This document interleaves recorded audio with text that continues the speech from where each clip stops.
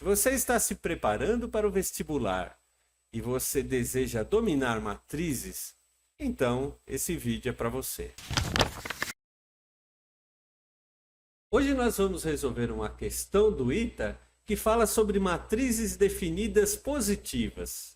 E vamos entender como aplicar um critério para encontrar possíveis valores de um determinado parâmetro. Aqui estão envolvidos assuntos essenciais para quem vai prestar qualquer vestibular.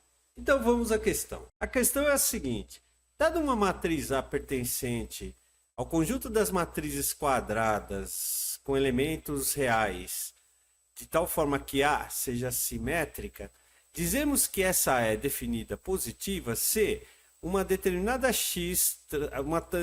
transposta de x vezes A vezes x seja igual a uma matriz unitária y contendo o elemento y, e esse y sendo maior que zero para toda x pertencente ao conjunto de matrizes n por 1 com elementos reais que tem ao menos uma entrada não nula.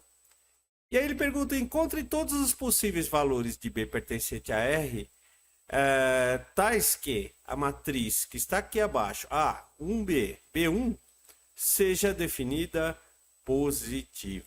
Traduzindo, ele quer dizer o seguinte: imagine uma matriz A uma matriz A quadrada de ordem n e uma matriz X de ordem n por 1, todas com elementos reais. Se acontecer isso que eu vou falar agora, se eu pegar a transposta do x, multiplicar pela matriz A e multiplicar pela própria x, isso me levando a uma matriz de um elemento com valor y, e se esse y der maior que zero, então a nossa matriz A é definida como positiva.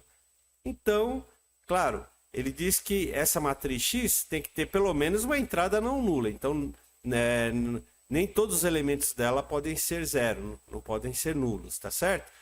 Bom, encontre todos os possíveis valores de B pertencente a R, tais que essa matriz aqui, então ele está falando assim: imagine que essa matriz A seja essa daqui, 1B, B1, tá certo? Então ele fala quais os valores possíveis para B de tal forma que essa matriz seja positiva.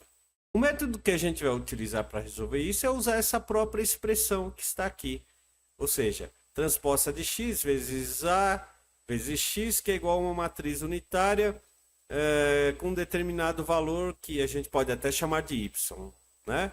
E buscar quais são os valores de B que faz com que este y sempre seja maior do que zero. Então, antes de a gente resolver, eu preciso passar aqui para vocês algumas informações que são importantes aí sobre a respeito de matrizes, tá certo? Então vamos lá, o que é uma matriz transposta? Primeiro, tá aqui, eu tenho uma Z, que eu criei uma matriz aqui quadrada de ordem 2 com 4 elementos, então eu tenho elemento AB, CD. O que é a transposta da matriz Z? Basta que você pegue o que é linha e transforme em coluna na nova matriz. Então tá aqui, AB é linha, construa uma nova matriz com AB sendo como coluna, tá certo? E aqui CD vira coluna, CD. Essa nova matriz, onde eu peguei as linhas e transformei aqui em colunas, é uma matriz transposta de Z, tá certo? Simples, fácil, tranquilo, né? E agora mais um exemplo aqui. Eu quero a transposta desta matriz aqui. Então eu quero saber qual é a transposta dessa matriz. Então é facinho, né? Então eu venho aqui, repito, né? O que era linha vira coluna. 1, 3. 1, 3 era linha, aqui ela é coluna. 2, 4 é linha, 2, 4 vai virar coluna. Então tá aqui, essa matriz aqui é a transposta da matriz 1, 3, 2, 4. Ok? Então tá aí. Continuando, vamos saber do que se trata uma matriz simétrica. Bom, aqui ele diz assim: A pertence ao conjunto das matrizes quadradas de ordem n com elementos em R simétrica. Mas o que é ser simétrica? Simétrica é o seguinte: simétrica tá aqui, Ser simétrica é a matriz ser igual à sua transposta. Só isso. É isso que significa ser simétrica. Óbvio que ela vai ter que ser quadrada para que isso dê certo, mas é isto. Se você tem uma matriz e ela tem a simétrica igual a ela própria, então ela é uma matriz simétrica. Bom, e vou mostrar isso aqui para vocês, né? Senão fica estranho. Olha para cá. Ó. Eu tenho aqui a matriz A1B, B1. Como é que fica a transposta dela? O que é linha vira coluna. Então aqui eu tenho 1B, vira coluna aqui 1B. B1 linha, B1 coluna. Mas se você observar, aqui a matriz em verde é a mesma matriz em vermelho. Ou seja, a transposta de A é a própria A. É igual a A. Tá certo? Isso é que significa ser uma matriz simétrica. Tudo bem? Deu para entender? Então vamos em frente. Bem, continuando aqui, ó. O que significa X pertencer ao conjunto das matrizes de ordem N por 1 com elementos em R? Bom, significa o seguinte, significa que a minha matriz tem N linhas, tá aqui ó, N linhas com uma coluna. Pronto, aqui ó, uma coluna. É isso, N por 1, tá certo? E aí a gente vai admitir algumas coisas aqui. Veja que o A, ela é quadrada de ordem 2, tá certo? Então o N para essa matriz A vale 2.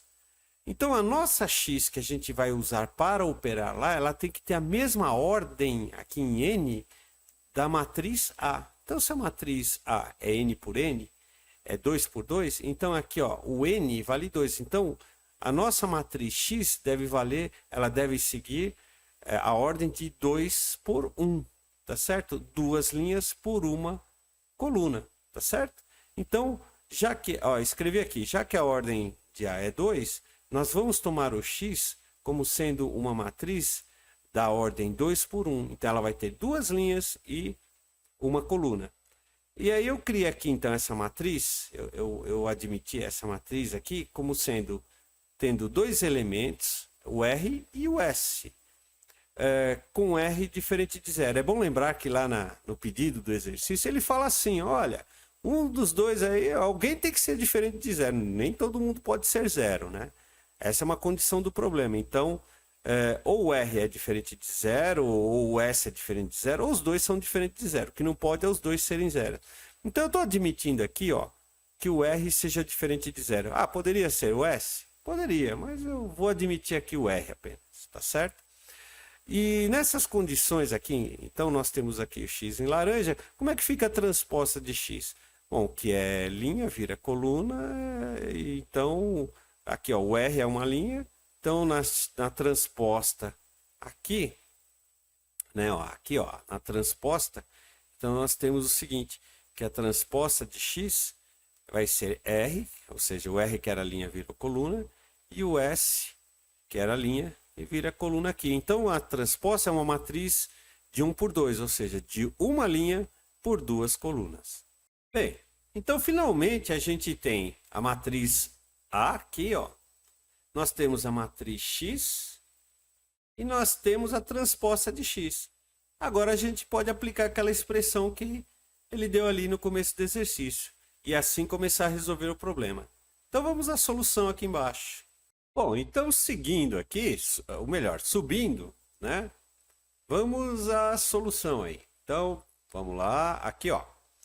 Bom, agora a gente que nós temos as 3 matrizes, nós temos a transposta de X que a gente colocou aqui em roxo, está aqui ó, RS. Nós temos a A, que é 1B, B1, que está em vermelho, vezes a X, que está em laranja, que é RS. Tá certo? Aqui. Só que agora eu tenho que fazer o produto dessas 3 matrizes. Então, eu vou começar por aqui, ó. RS vezes a matriz quadrada A. Ou melhor, a transposta de X vezes a matriz quadrada A. Como é que eu multiplico matriz? Então, guarda aí essa informação. Olha, a primeira coisa é você verificar se o número de colunas que eu tenho aqui é igual ao número de linhas daqui vai ser multiplicado. Então, reparem, aqui eu tenho duas colunas e aqui eu tenho duas linhas. Então dá para fazer a multiplicação. Ah, Marcos, se tivesse 3 aqui, aí já era, não tem como fazer, tá certo? Então, existe uma regra importante, que quando você vai multiplicar duas matrizes, o número de colunas da primeira tem que ser igual ao número de linhas da segunda. Precisa marcar isso aí para não esquecer, tá certo? Então aqui fica assim, é R vezes 1 mais S vezes B. Então eu multiplico o R pelo 1 e o S pelo B, tá certo? Então ficou aqui, ó, R vezes 1 dá R, tá aqui, ó, R. E S vezes B dá SB, então eu somo os dois, eu somo o produto de cada um dos elementos que eu fiz aqui na nova matriz. Aí agora, aí de novo, eu pego o R e multiplico pelo B. Aqui, ó, R vezes B. Tá aqui, ó, R vezes B mais, então eu vou somar com S vezes 1. Aqui, ó, S vezes 1. Tá aqui, S vezes 1 dá S. Certo? Então, marca essa informação aí, ó. Vou colocar aqui, ó. Se eu tenho aqui uma matriz A da ordem M por N em produto, uma matriz B da ordem N por P, isso vai me dar uma matriz C, vamos lá, cuja ordem dela deve ser o número de linhas da primeira e o número com o número de colunas da segunda. Então ela deve dar uma matriz da ordem M por P. Ah, mostra aí. Bom, vamos mostrar, né? Aqui, ó. Bom, se bem que aqui a matriz é quadrada, não vai fazer muita diferença, né? Mas tá aqui um exemplo, ó. A matriz RS, quantas linhas ela tinha? Uma. Repare, uma linha aqui, ó. Uma linha. E a matriz A, quantas colunas ela tinha? Duas. Então reparem que realmente o produto de uma matriz de uma linha por 2, por uma matriz de 2 por 2, me deu uma matriz de 1 por 2. Tá certo? Aqui, ó. Uma linha por duas colunas. Bom, então deixa eu grifar aqui. Não se esqueçam aí, né? E lembre-se, hein? Só é possível fazer o produto de matrizes se o número de colunas da primeira for igual ao número de linhas da segunda. Se isto não acontecer, não dá para fazer o produto, hein? Não vai fazer produto assim que você vai dar. Não existe definição para isso, tá certo? Bom, e agora aqui, ó. De novo aqui. Dá para fazer? Dá, ó. Por quê? Porque aqui eu tenho duas colunas, reparem, e aqui eu tenho duas linhas. Então, como é que fica? Fazendo aqui, ó, R mais SB vezes R. Tá aqui, ó. Então, deixa eu pegar aqui para visualizar. R que multiplica R mais SB. Depois, RBS vezes S. Tá aqui, ó, S vezes RB mais S. Quer dizer, RB mais S, né? Aqui. Bom, agora a gente vai aplicar aí a distributiva. Então, R vezes R dá R ao quadrado, R vezes SB dá RSB aqui, depois SRB aqui dá SRB aqui, e por último, S vezes S me dá S ao quadrado. E resolvendo aqui, nós chegamos à seguinte conclusão, que nós vamos ter R ao quadrado aqui. Repare que aqui eu tenho RSB, aqui também seria RSB. Então eu tenho duas vezes RSB e por último S ao quadrado. E tudo isso aqui tem que ser igual a quem? Ao Y, a uma matriz. Então isso aqui, ó, é uma matriz, tá? Isso aqui é matriz, hein, pessoal? Com um elemento só aqui, tá certo? E isso aqui tem que ser igual ao certo Y. Lembram? Lá em cima, uma matriz unitária cujo elemento que constitui ele chamou de Y. E nós queremos que esse Y, ou seja, que tudo isso aqui seja o quê? Maior que zero para que ela seja positiva.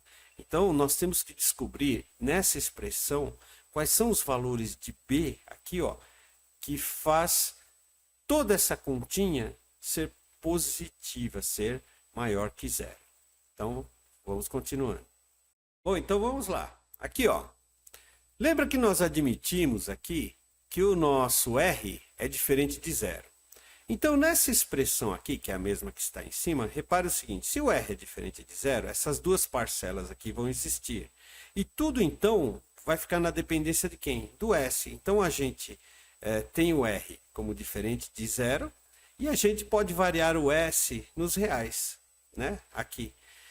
Dessa forma, eu passo a ter uma função y que é dependente de S, tá certo? Então, y é uma função de S. Bem, e podendo variar o S aqui e tendo fixo um R, note que eu tenho que descobrir, então, quem são os valores de B que vai fazer toda essa expressão ficar positiva. Não é isso? Mas aí, vamos lembrar uma coisa. Olhando essa expressão e lembrando que ela é uma função de S, reparem que o A, que é o coeficiente do S quadrado, passa a ser nossa variável, uma vez que o Y depende desse S, ele é positivo e vale 1. Não é isso? Então, a nossa função y de S ela é de grau 2, porque aqui o S está elevado ao quadrado, onde o A é positivo. E nós queremos o quê?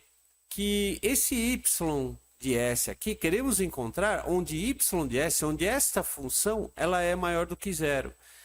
Bom, para que ela seja maior do que zero, o que nós temos que querer? Bom, eu desenhei aqui um gráfico dessa função, vejam bem. Se eu quero encontrar B de tal forma que toda essa expressão seja sempre positiva, então o gráfico deve estar acima do eixo X. E tudo ao redor dele aqui deve ser positivo. Mas para que isso aconteça, o delta dessa equação tem que ser negativo. Lembram bem? Se o A é positivo e o delta é negativo, então significa que essa função é sempre positiva, que é o que a gente está querendo. Nós queremos que isso aqui, que é o y, seja sempre positivo. Então, vamos achar o delta dessa expressão, dessa equação, na verdade, quando igual a zero, né? E para que a gente saiba quais são os valores de B que vão fazer com que essa função fique acima do eixo X, tá certo? Bom, então subindo aqui, então deixa eu parar aqui, ó, vou deixar aqui. O que a gente tem? A gente tem o seguinte, o delta pode ser calculado como? Então eu vou, espera um pouquinho. Então, subindo aqui, a gente tem a seguinte situação. Como é que eu calculo o delta? Uma vez que o S é a nossa variável, então aqui ó, o S é a nossa variável, o coeficiente do S aqui é 2RB. Então, o delta é B quadrado, no caso o B vale 2RB, então 2RB ao quadrado, menos 4AC, menos 4, o A é o coeficiente do S quadrado, aqui que é 1, vezes o C, que é um valor diferente de zero, que é R, né? R ao quadrado, então R ao quadrado, está aqui, ó. Então esse é o delta. Fazendo as contas aqui, então eu vou ter, elevando ao quadrado, aqui nós vamos ter 4R quadrado vezes B quadrado, menos 4 vezes 1, 4, 4 vezes R quadrado, menos 4R ao quadrado. Se a gente coloca o 4R ao quadrado aqui em evidência, né, a gente fatora, então 4R ao quadrado, essa expressão aqui é igual a 4R ao quadrado, que multiplica B quadrado menos 1, tá certo? Tá aqui, ó. Divide 4R ao quadrado por 4R ao quadrado, me dá B quadrado, depois divide 4R ao quadrado 4R ao quadrado dá 1. E nós queremos então que para que isso aqui ocorra no gráfico de cima, o delta tem que ser menor que zero. para que ele fique acima do eixo x e todos os valores de ys sejam positivos. Bom, e aí? Então vamos descer aqui. Vamos lá. Bom, aqui nós temos assim, 4r ao quadrado sempre será positivo. Por quê? Porque 4 é positivo e o r ao quadrado, qualquer valor que seja r dentro dos reais elevado ao quadrado, me dá um número positivo. Pronto. Se assim for, para que isso aqui seja menor que zero, ele só depende do que está desse produto aqui, dessa diferença aqui que está entre parênteses, tá certo? Então, ó, nós queremos descobrir quando que essa diferença aqui é negativa, porque aí eu vou ter um número positivo aqui, vezes um número negativo, e isso aqui vai ser, esse produto resultará num número negativo, que é o que a gente está querendo. Então fica dependendo apenas do que está aqui entre parênteses, uma vez que o outro é positivo. Então, o que a gente faz? Nós vamos fazer aqui uma avaliação de sinal, né? Dessa expressão b quadrado menos 1. Então a gente iguala ela a zero, tá certo? E igualando ela a zero, a gente soma um de cada lado, né? Tá aqui. Então a gente soma um de cada lado, então nós vamos ficar com b quadrado igual a 1, tá certo? E daí a gente tira que as raízes dessa expressão, o que seria dessa equação, vai ser mais ou menos 1, ou seja, se for mais 1, isso aqui dá zero, se for menos 1 ao quadrado, também dá 1 menos 1, que dá zero. Se a gente fizer o gráfico aqui, agora ó, o gráfico dessa expressão aqui, tem aqui o eixo x, nós vamos ver o seguinte, que essa expressão, ela só é negativa, ó, primeiro, o a é positivo, o coeficiente do b é positivo, então o gráfico tem a concavidade virada para cima, tá certo? E segunda coisa, ela tem raízes, é no menos 1 e no mais 1.